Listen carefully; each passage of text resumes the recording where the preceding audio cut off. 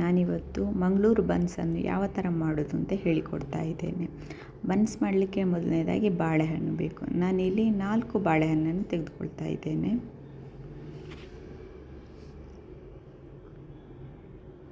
ಒಂದು ಕಪ್ ಮೈದಾ ಹಿಟ್ಟು ಬೇಕು. 1 ಕಪ್ ಮೊಸರನ್ನು ತೆಗೆದುಕೊಳ್ತಾ ಇದ್ದೇನೆ. ಹಾಗೆ 1 table spoon baking soda, 4 table spoon ಸಕ್ಕರೆಯನ್ನು ತೆಗೆದುಕೊಳ್ತಾ ಇದ್ದೇನೆ. 2 ಟೇಬಲ್ ಸ್ಪೂನ್ ಜೀರಿಗೆ.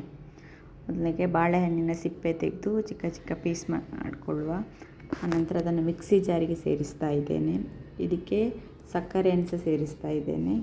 ಹಾಗೆ ಮೊಸರನ್ನು ಸೇರಿಸಿ ಇದನ್ನು ಗ್ರೈಂಡ್ ಪೇಸ್ಟ್ ಮಾಡಿಕೊಂಡು ಬರುವ. ನೀವು ಬೇಕಿದ್ದರೆ ಕೈಯಲ್ಲಿ ಮಿಕ್ಸ್ ಮಾಡಿಕೊಳ್ಬೋದು. ಇವಾಗ ರುಬ್ಬಿಕೊಂಡು ಬಂದಾಗಿದೆ. ಇವಾಗ ಇದನ್ನೊಂದು ಪಾತ್ರಕ್ಕೆ ಟ್ರಾನ್ಸ್ಫರ್ ಮಾಡ್ತಾ ಇದ್ದೇನೆ.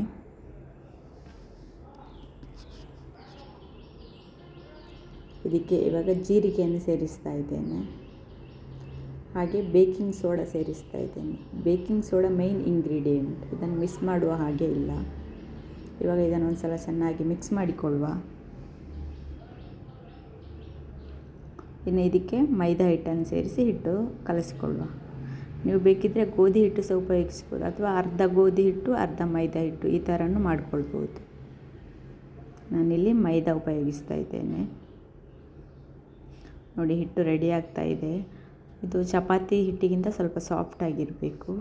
ಇನ್ನು ಇದಕ್ಕೆ ಆಯಿಲ್ ಹಾಕಿ ಇನ್ನೊಂದು ಸಲ ಹಿಟ್ಟು ರೆಡಿ ಮಾಡಿಕೊಳ್ಳುವ.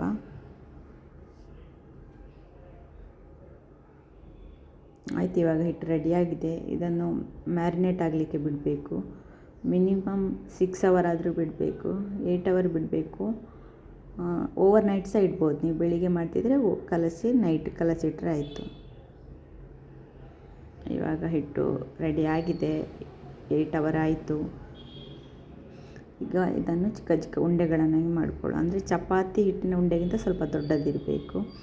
ಇನ್ನು ಇದನ್ನು ಮೈದಾ ಹಿಟ್ಟು ಹಾಕಿ ಇದನ್ನು ಲಟ್ಟಿಸ್ಕೊಳ್ಳುವ. ಕೈಯಲ್ಲಿ ಬೇಕಿದ್ದರೆ ಲಟ್ಟಿಸ್ಕೊಳ್ಬೋದು, ಅಥವಾ ನೀವು ಚಪಾತಿದು ರೋಲ್ ಇದೆಯಲ್ಲ ಅದನ್ನು ಉಪಯೋಗಿಸಿ ಕೂಡ ಲಟ್ಟಿಸ್ಕೊಳ್ಬೋದು. ಇದು ಮಾತ್ರ ಸ್ವಲ್ಪ ದಪ್ಪ ಇರಬೇಕು, ತುಂಬ ತೆಳುವಾಗಿ ಲಟ್ಟಿಸ್ಕೊಳ್ಬಾರ್ದು. ಯಾಕಂದರೆ ಇದು ಉಬ್ಬಿ ಬರಬೇಕಲ್ಲ ಪೂರಿ ಥರ, ಅದಕ್ಕೋಸ್ಕರ. ನೋಡಿ ಇಲ್ಲಿ ಯಾವ ಥರ ಇದೆ ಅಂತ, ಸ್ವಲ್ಪ ದಪ್ಪನೇ ಲಟ್ಟಿಸ್ಕೊಳ್ಬೇಕು. ಇವಾಗ ಎಣ್ಣೆ ಕಾದಿದೆ, ಇದನ್ನು ಇದಕ್ಕೆ ಹಾಕುವ. ಮೀಡಿಯಮ್ ಫ್ಲೇಮಲ್ಲಿ ಫ್ರೈ ಮಾಡಿದರೆ ಆಯಿತು. ಇಲ್ಲಾಂದರೆ ಅದು ಕರಚುತ್ತದೆ, ಹೊರಗೆ ಕಪ್ಪದು ಒಳಗೆ ಬೆಂದಿರುವುದಿಲ್ಲ. ನೋಡಿ, ಪೂರಿ ಥರ ಉಬ್ಬಿ ಬರ್ತಾ ಇದೆ. ಇದೇ ಥರ ಉಬ್ಬಿ ಬರಬೇಕು. ಉಬ್ಬಿ ಬಂದರೆ ನಿಮ್ಮ ಬನ್ಸ್ ಪರ್ಫೆಕ್ಟ್ ಆಗಿದೆ ಅಂತ ಲೆಕ್ಕ. ಇನ್ನೊಂದು ಸೈಡ್ ಮಗ್ಚಿ ಬೇಯಿಸಬೇಕು. 2 ಸೈಡ್ ಸಹ ಸ್ವಲ್ಪ ಕಪ್ಪಾದ ನಂತರ ತೆಗೆದ್ರೆ ಆಯಿತು. ಇದೇ ಥರ ನಾನೆಲ್ಲ ಬನ್ಸನ್ನು ಮಾಡ್ತಾಯಿದ್ದೇನೆ. ನೀವಿಲ್ಲಿ ನೋಡ್ತಿರ್ಬೋದು. ನೋಡಿ, ಫೈನಲಿ ಬನ್ಸ್ ರೆಡಿಯಾಗಿದೆ. ನೀವು ಸಹ ಟ್ರೈ ಮಾಡಿ ನೋಡಿ, ಹೇಗಾಗಿದೆ ಅಂತ ಕಮೆಂಟ್ ಮಾಡಿ ತಿಳಿಸಿ. ನಿಮ್ಮ ಫ್ರೆಂಡ್ಸಿಗೆ ಕೂಡ ಶೇರ್ ಮಾಡಿ ವಿಡಿಯೋ. ಸಂಜೆ ಟೀಗೆ ಇದು ಒಳ್ಳೆ ಕಾಂಬಿನೇಷನ್.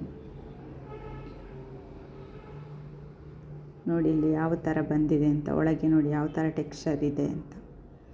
ನೀವು ಸಹ ಟ್ರೈ ಮಾಡಿ ನೋಡಿ. ವಿಡಿಯೋ ನೋಡಿದ್ದಕ್ಕೆ ಧನ್ಯವಾದಗಳು. ಥ್ಯಾಂಕ್ಸ್.